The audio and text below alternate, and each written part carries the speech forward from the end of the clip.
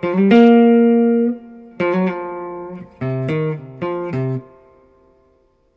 again, I'm here to talk to you a little bit about the Kenny Burrell tune Chitlins Con Carne from the Midnight Blue album, which I believe he recorded back in 1965.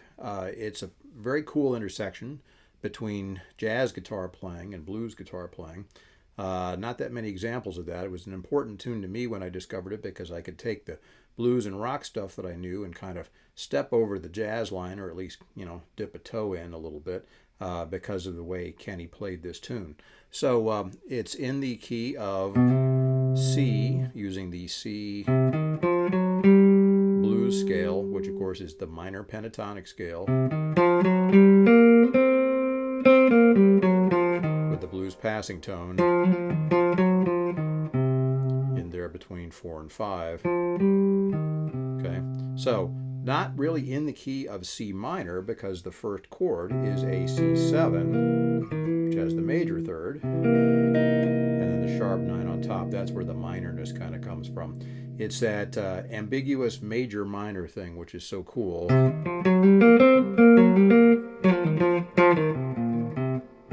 Okay, so the pattern of the scale is going to go. You can pick up these bass notes if you want. You're also going to need what I call the lower extension down here, where the C falls under the third finger, and you play.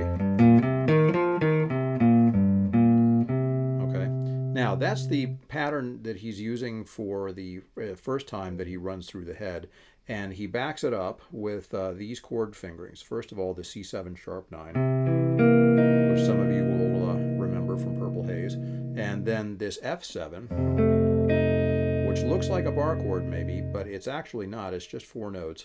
First finger on string 6 here, fret 1, third finger on the string 5, fret 3, second finger on the second fret of string 3, and the pinky up here on the 4th fret of string 2. Just those 4 notes. Notice that the top note, that pitch, is common to the C7 sharp 9, which is kind of a cool little link between those chord sounds. Now he's actually playing the melody through the time of the 5 chord. It's a 12-bar blues,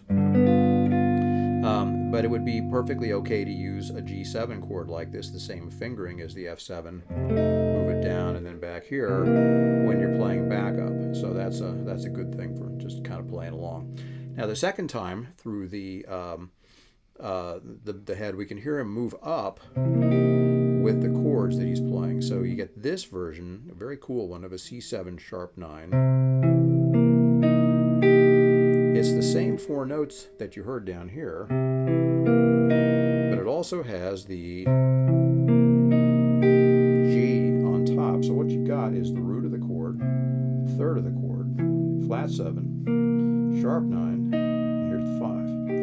Now, he also does a really nice trick where he just moves over one string, and you've got this beautiful F9th chord for your voicing on the 4.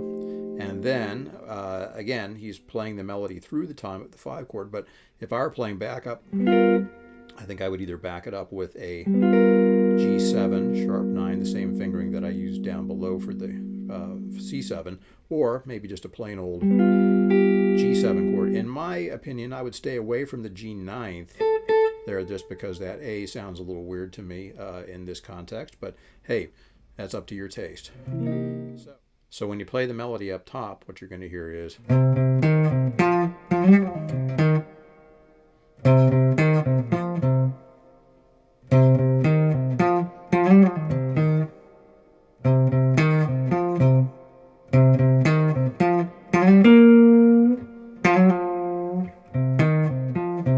Okay. Now, Kenny, being a jazz player, fair, I guess, to describe him as a mainstream jazz player. Certainly, part of that generation. Not a big string bender. He's just smearing notes here and there. Plus, he would have been, playing an archtop Gibson with pretty heavy strings on it. But he does great embellishments with his finger slides.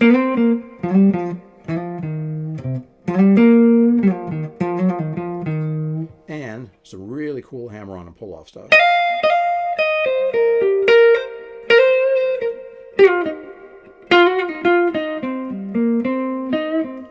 going. So those are sort of the main two ingredients in his secret sauce in this case: the finger slides, hammer-ons,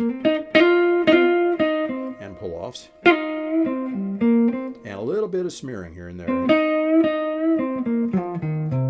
Okay, so if you're in my jam camp, then this is the video that you need to go along with the prep sheet that I've sent out.